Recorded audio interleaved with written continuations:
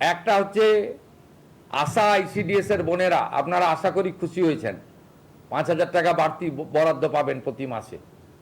আপনারা 4,000 টাকা চাইতে গেছিলেন, প্রাক্তন মুখ্যমন্ত্রীকে লাঠি মেরেছিল। বর্তমান মুখ্যমন্ত্রীকে আপনাদের চাইতে হয়নি, আপনি না চাইতেও পেয়েছেন। আপনারা অনেক কাজ করেন, হেলথ সেক্টরটাকে আপনারাই বাঁচিয়ে রেখেছেন। আইসিডিএস এর দিদিরা, হেল্পাররা, তারা নিজেদের সেন্টার চালানোর বাইরে গিয়ে সরকারকে অনেক সাহায্য করেন, আপনাদের জন্য আমরা করেছি।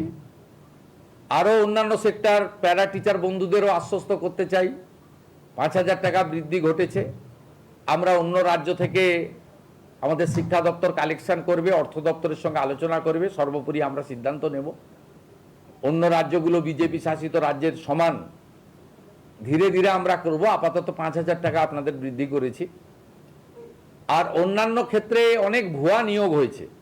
আমরা 2,000 টাকা কেন করেছি, তার কারণ হচ্ছে আমরা সিভিক ভলেন্টিয়ার, ভিলেজ পুলিশ, আমাদের অন্যান্য যেগুলো আছেন কন্ট্রাকচুয়াল, এদের অনেক জল মিশানো, এদের যোগ্যতা নেই, অনেকেরই এডুকেশন সার্টিফিকেট ভুয়া, অনেকেই পার্টির ক্যাডার হিসেবে কাজ করেন, নিজের কাজ করেন না, অনেকেরই শারীরিক দক্ষতা নেই, অনেকের বয়সের সার্টিফিকেট ভুয়া। আপনাদের আপাতত 2,000 টাকা দিয়েছি, কিন্তু একটু ঝাড়াই বাছাই হবে। এটা এখন থেকে মেন্টাল প্রস্তুতি রাখতে পারেন।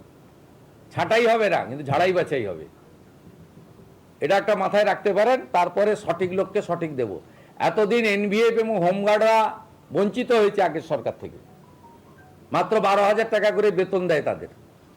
আমরা তাদেরকেও 2,000 টাকা করে বৃদ্ধি করেছি। তাদের জন্য আমরা রিটায়ারমেন্টের পরেও পলিসি ভাবছি পরবর্তী সময়ে। তারা সত্যিকারে খুব অবহেলিত, বঞ্চিত অবস্থায় ছিলেন।